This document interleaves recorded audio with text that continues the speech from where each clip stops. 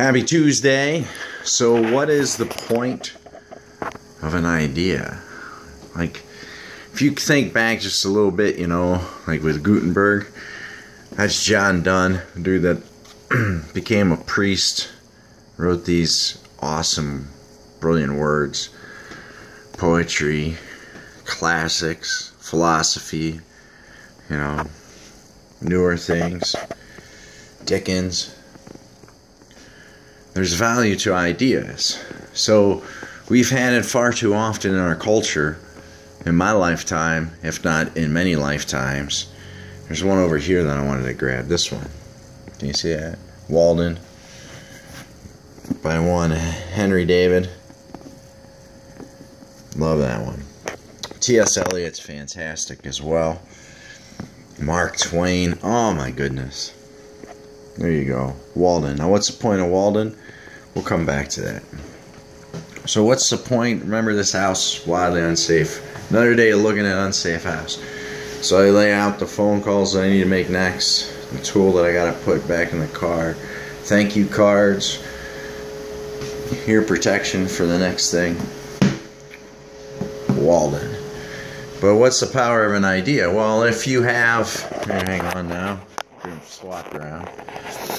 If you have the idea wrong from the beginning, you're going to come up with a whole bunch of mistakes that only exist because you had something profoundly wrong. That's it. So, I'll give you one. I was sitting in Saywell's having coffee with some really beautiful human beings. And we were kicking around an idea, and there was a vast majority group of grandpas that were completely fine with the notion of torturing others to find out, like, if you can torture and make somebody feel uncomfortable to keep the Twin Towers from getting smashed from airplanes, or having heroes take over a plane and crash it in a field in Pennsylvania, then that's an okay thing to do. And then the conversation would get into whether or not that worked and all these other things. But nobody was getting back at the root of it. And so I kept nudging him and nudging him and nudging him. And finally I just drew the line. I was like, the point that everybody at this table seems to be missing is that an original notion that these are inalienable rights given to all human beings. And, you know, that was plagiarism. When they wrote it, pen to paper, nowadays we'd call that plagiarism. That wasn't your idea, and there was no footnote on it. Didn't matter, right? It was truth. And so if that is truth, and that's what being America is about, then how we treat others should be the same as how we treat ourselves. Now, I don't know about superorganism human beings. Most of the time I think it works the same way. But I know for individual human beings, you cannot love yourself. You cannot love another more than you love yourself. It won't work. You can't. If somebody doesn't love themselves, do they love themselves? No. Well, how can they love you? Like, we look for validation and we look for those things in just the wrong places. So anyhow, back to the big problem. When you have a court system that makes somebody prove their innocence, everything you do after that moment is going to be wrong. Of course it's going to be wrong. You're looking for your bias. You have stated what your bias is, and then you are going to do everything within your power to dig and find and prod until you finally come up with some gem that justifies it. Like, I'm going to dig in your yard, and if I can find anything in your yard that's white, that's devoid of color, I'll know you didn't have a soul, and so I can take your house and your kids from you. Like, it's insane. There's no version of this that has ever worked. And in every developed country on the world today, the court does not work that way. We make fun of, who's we? People in fancy colleges make fun of it.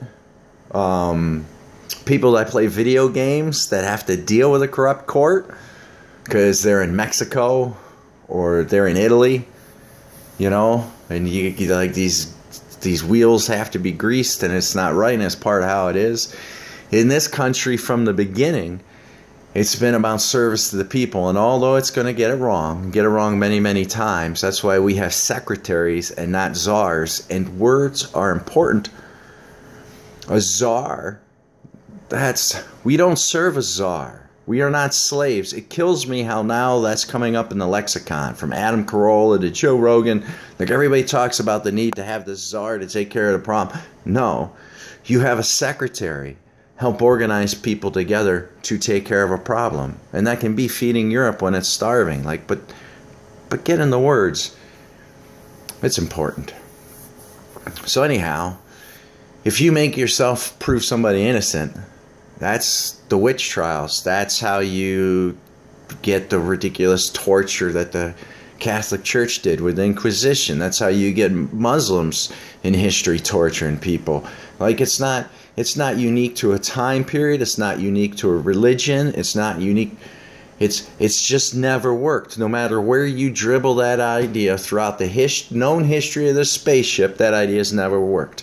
Now, the fact that you have somebody who has a Juris Doctorate in studying every idea that's based in the other direction, right?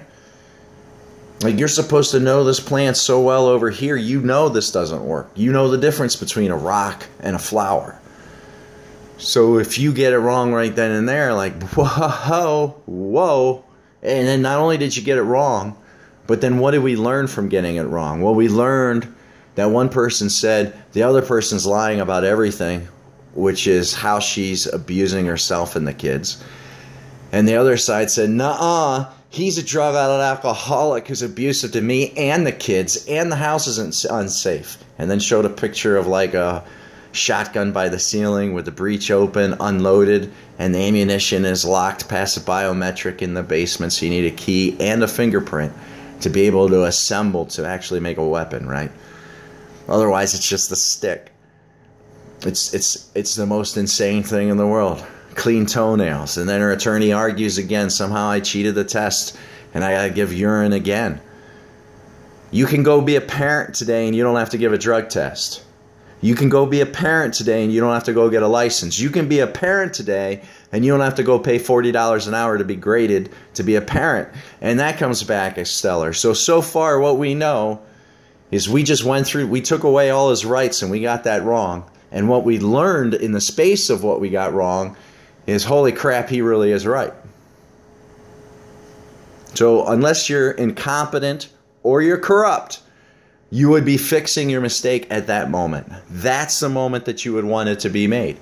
And the fact that the judge Cook has a magistrate that's made career-ending mistakes again and again that she doesn't feel is cost-effective to address. What's the cost of child abuse trauma for 3 years to 4 kids to the society? What's the cost in tax revenue from allowing a Randall Lowry to create all this fictitious hoopla again and again and again for an entire career of it, so that he drives up his billable hours like a big fat parasite on families that are failing? Huh? Like, it's willful profiteering off child abuse. Those moments can only occur, this is in high school, those moments can only occur if there's evidence. And somebody's saying something, another party's saying, listen, not only are there no police calls or any of that, like, I'm the one who went with her to the hospital. So every time we went to the physicians, they were asking her, are you abused? Which by the rights is wrong too. You want to treat 99% of all men like criminals, you're going to make more men like criminals. You don't punish 99% of everybody on the off chance of the 1%. And what's even more grotesque is the court knows that 9 out of 10 parents are great. 1 out of those 10 will say you're a drug alcoholic who's abusive to everything. And they know 9 out of 10 times it's a lie. That's the information the court gave me. Made me sit down at a meeting to go see it to learn that. And then this is how they behave when they create their own situation, and then you take away my driver's license and turn me into a criminal? Like, what the hell are you talking about? It's insane. So you're never going to get a better idea when you take the wrong step. Walden, why can't you just go live? Hang on now. what we got here. We got the soup. I shacked it with a little coal. I got chicken breast looking ready to be flipped here shortly. A little bit of bacon grease on the cast iron. But what's the significance of Walden? Go live in the woods. Go live in the woods. Keep a receipt off of every little single thing you've purchased and build a place to live and enjoy life by this lake. And that's what he did. Everything you're seeing in here. There used to be a cupboard that was built in right here. The fridge sat right here.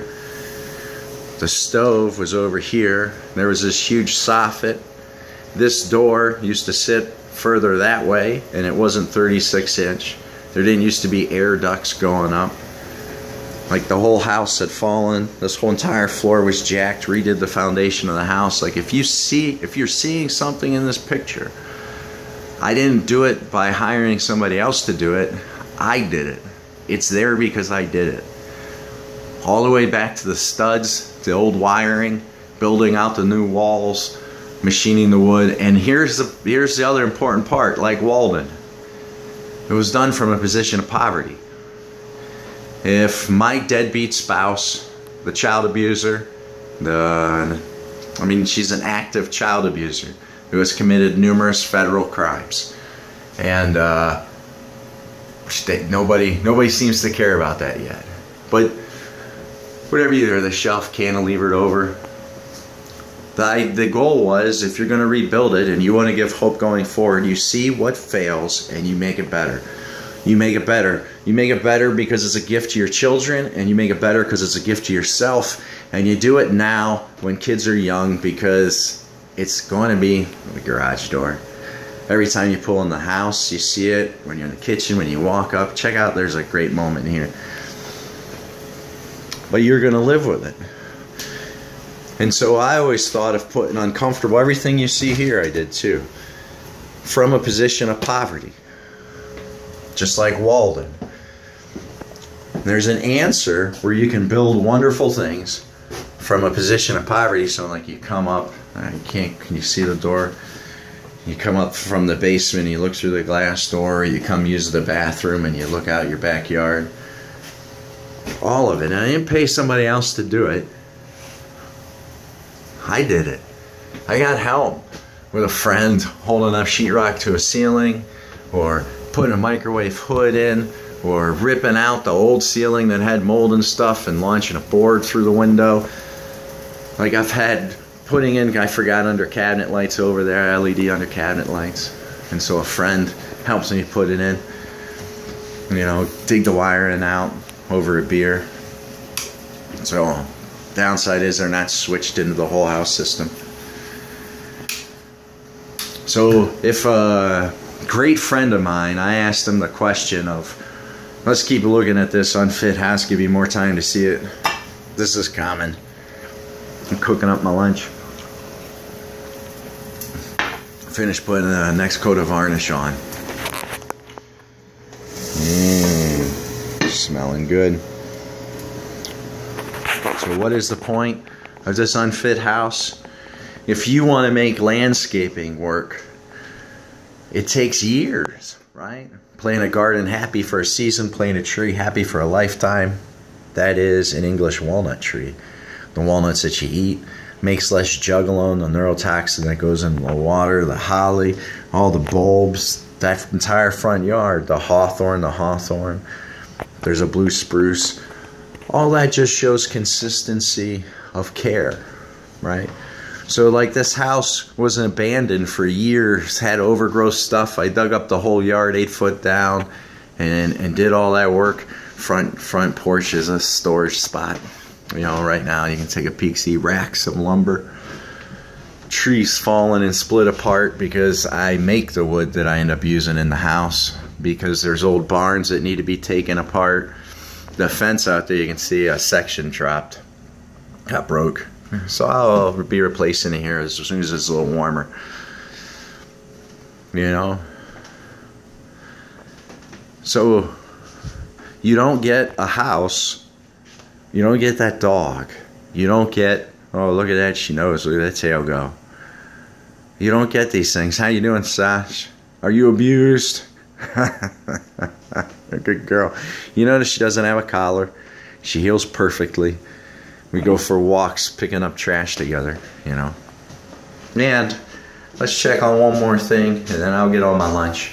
And you guys all have a beautiful day. And what was the point? If you start with the wrong idea, you're never, let's get this. If you start with the wrong idea, you will never be successful. The problems you create will always be faster and outpace any goodness that you can hope to create. So if you fail on pivotal, let's say, environmental concerns, and you just let people blow apart rocks with gas everywhere, and they don't even have to have their water checked or answer to the EPA, they can just cut them loose and go, and you can let strip mines do whatever else they want.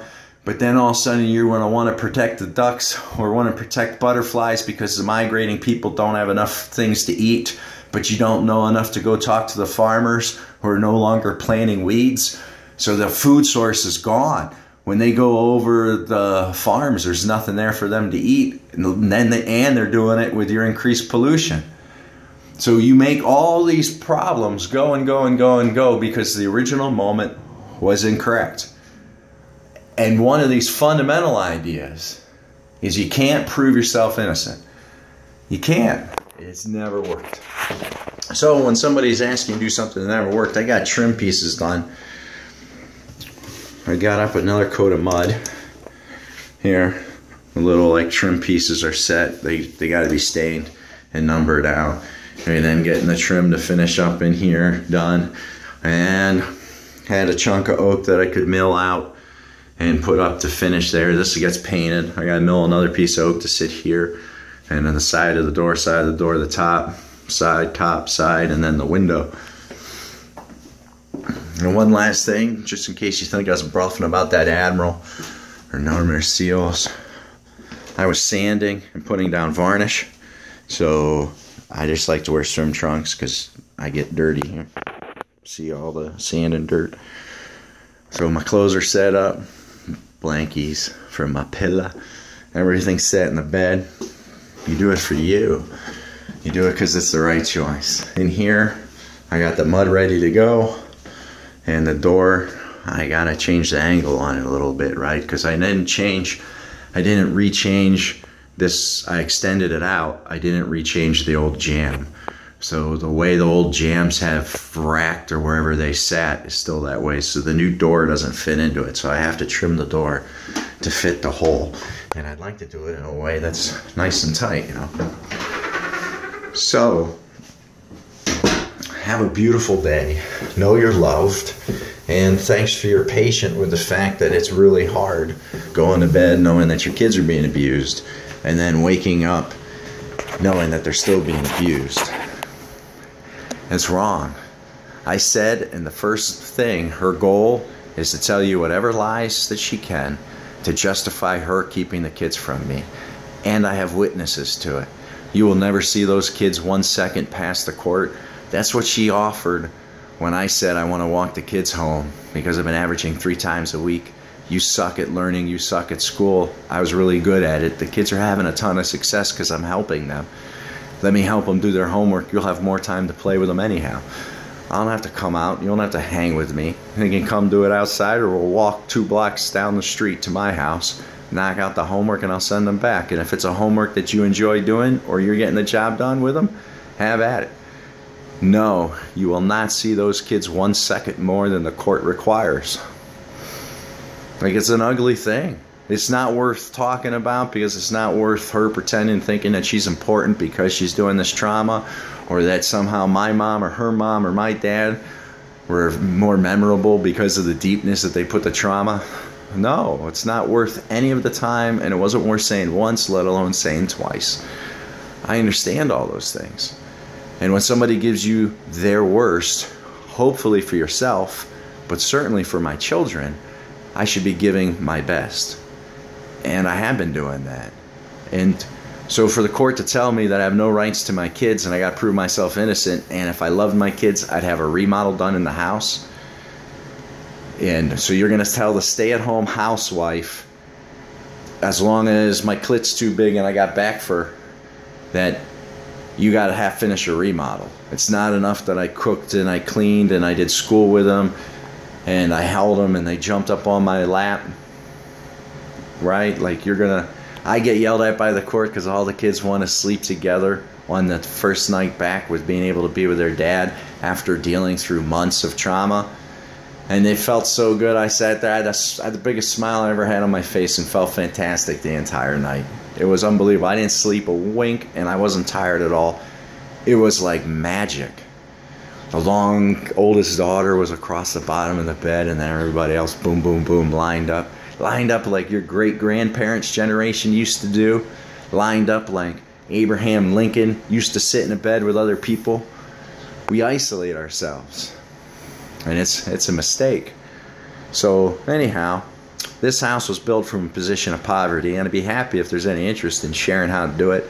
I've been trying to teach as many people along the way as I can become plumbers or electricians, and get more and give more good from it.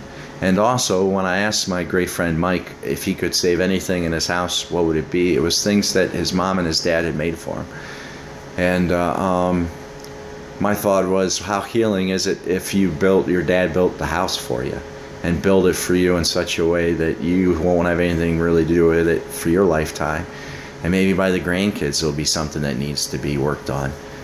And how well can I think out all the moments that might need to be worked on? Like finishing the programming to that. All right. Well, again, Anna was from a position of poverty, so doing a compliment, and she helped on none of this. None of this. She did not participate. She'd unbolt toilets, and when she's putting down a tablecloth covering the floor, and she's so upset about that, she goes and gets a wrench and loosens the bolts to the toilet so that it'll start leaking. Like, it didn't matter because I used pressure-treated wood and I shot with closed-cell foam.